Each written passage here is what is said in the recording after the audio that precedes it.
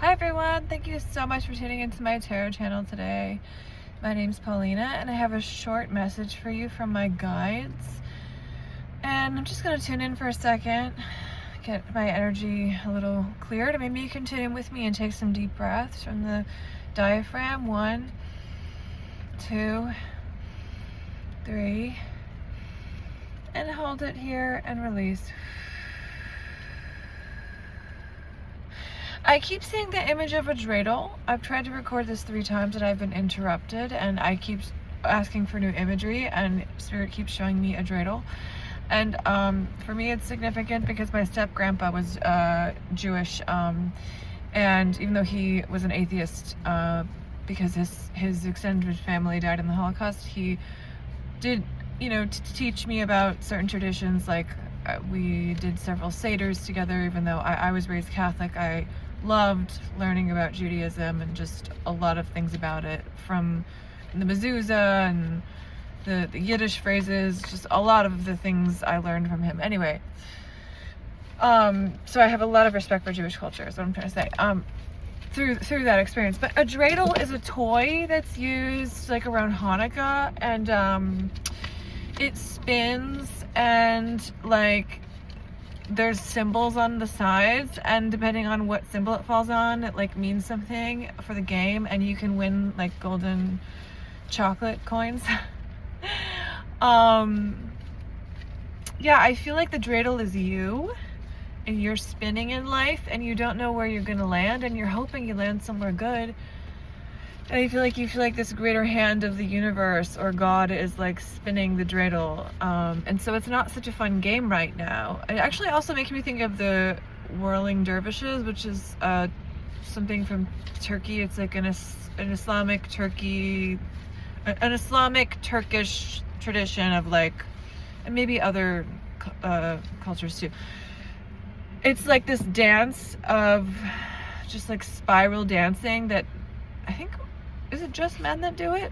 And I think it's meant to be about the dance of the universe and the spiral of the universe.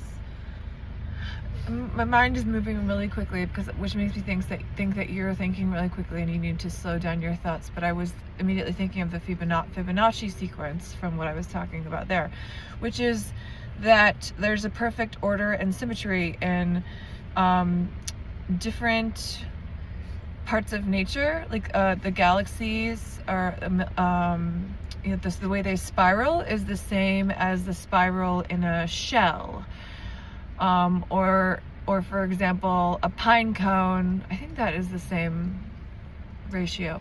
Or I'm trying to think of another example. It's basically it appears again and again in nature, and it's a spiral sequence, and it's perfect ratio. And I'm telling you about it because I'm telling you that you were made with special gifts and special skills and a special ability, that you've been actually using all of these to survive your whole life. Right, they're right in front of you. But I think that you may be feeling like you don't know how to apply them, or you're feeling stuck and scared.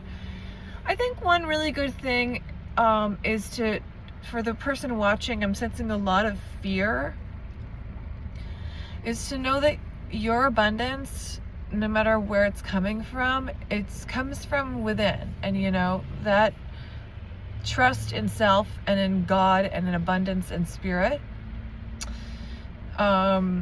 There's a great teacher called Florence Scovel Shinn, I think her name is, and she's the person that Louise Hay based her work off of, who writes a lot about visualization. And I recommend, she was a spiritualist in New York City, and she would have these sort of meetings about manifestation. I'm going to put a link below, but I would recommend imagining what you want to happen. I know that sounds silly, but I'm trying to say that with the Fibonacci sequence reference, that you are made in a divine way. Excuse my disgusting nails. You are made divinely. You are made by God. God decided everything all the things that you're going to go through and all of your gifts and talents that you have. I'm also thinking about how the Persian rug makers leave a mistake on accident, by accident. I mean, seemingly by accident, but it's purposeful because they want to show that only God is perfect. No human is perfect, even in craft making.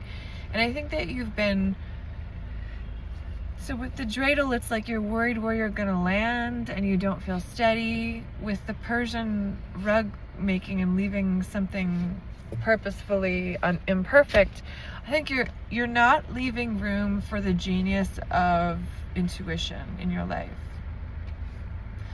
So you have to listen to the still small voice within, which is from the Bible. Kind of like, it's very literally described when Moses hears a voice from a burning bush, just instructing him what to do. Or like,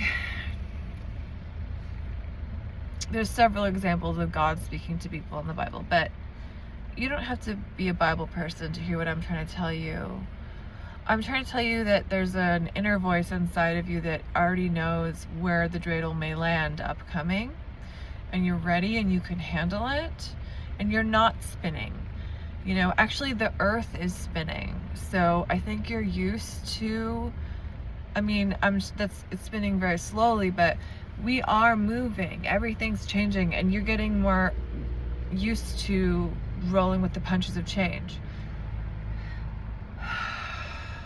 I think that there's so I think that you need to leave more room for imperfection, and I think that there's a lot of energy coming through for you in the next couple weeks about healing some stuff around perfection and perfectionism that's been holding you back, because it's only with beginner's mind, which is from Zen, that I talk about this a lot, that we can really make those strides like a child would make to move forward in our lives, to make that leap of faith, to think what if.